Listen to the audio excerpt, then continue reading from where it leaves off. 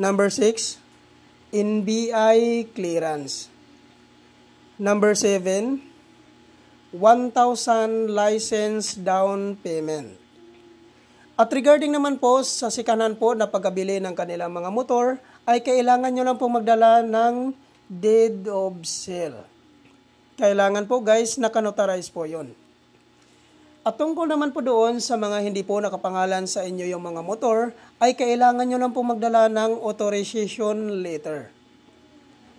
At hingian nyo po ng one valid government IDC owner, ipotocopy nyo po, at papirmahin nyo po ng 3 beses.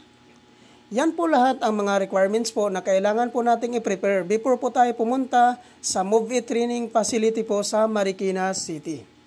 At ang kagandahan po dito guys, no, pag once ma-activate ka po dito, ay maabil mo po ang mga freebies po na binibigay po ni Move It. Ano po ba ang mga freebies na binibigay po dito ni Move It? Ang number 1 po na freebies dito guys, which is yung free helmet.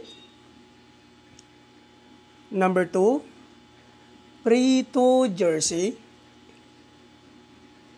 Number 3, free raincoat. Number 4, free 2 weeks zero commission.